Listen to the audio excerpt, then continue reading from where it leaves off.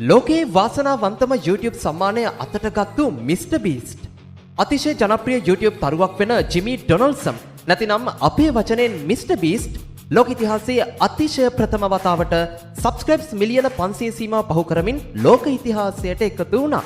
YouTube එකෙන් සම්මාන දෙන්නේ සබ්ස්ක්‍රයිබ් මිලියන 100 වෙනකම් විතරයි.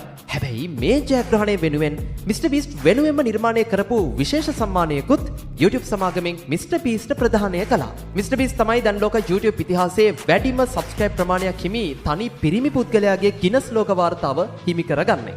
ඒකත් එක්ක ගිනස් වාර්තා 44ක් ඔහුට තියෙනවා. මිස්ටර් බීස්ට් YouTube වලට එන්නේ 2012 දී. එතකොට ඔහුට වයස අවුරුදු 13යි.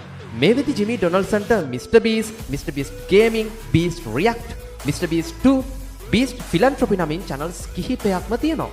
මිස්ටර් බීස්ට් සාමාන්‍යයෙන් මාසකට YouTube පරහා ඩොලර් මිලියන 10ක් 15ක් පමණ උපයන බව සඳහන්. මිස්ටර් බීස්ට් කියන්නේ දක්ෂ පරිත්‍යාගශීලියෙක්. ඔහු මේ වෙදි ගස් මිලියන 20ක් හිටවලා තියෙනවා. සාගර අපද්‍රව්‍ය කිලෝග්‍රෑම් මිලියන 13ක් ඉවත් කරලා තියෙනවා. මිනිස්සු මිලියන 2කට පිරිසුදු ජලය දීලා තියෙනවා. එක channel එකක සම්පූර්ණ ආදායම charities වලට වෙන් කරනවා. අප්‍රිකාවේ ලිං හදමින් ඉන්නවා. ඇස් පේන්නේ නැති, කන් ඇහෙන්නේ නැති අයට පෙනීම සහ ඇසීම ලබා දීලා තියෙනවා. මේ කිව්වේ කීපයක් විතරයි. මිස්ටර් බීස්ට් කියන්නේ උත්සාහවන්තයෙක්.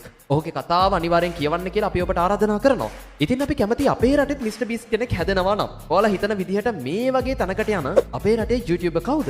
වීඩියෝ අනිවාර්යෙන් ෂෙයා කරන්න. මතක ඇතුව කමෙන්ට් එකක් දාන ගමන් පේජ් එක ෆලෝ කරලා සෙට් වෙන්න.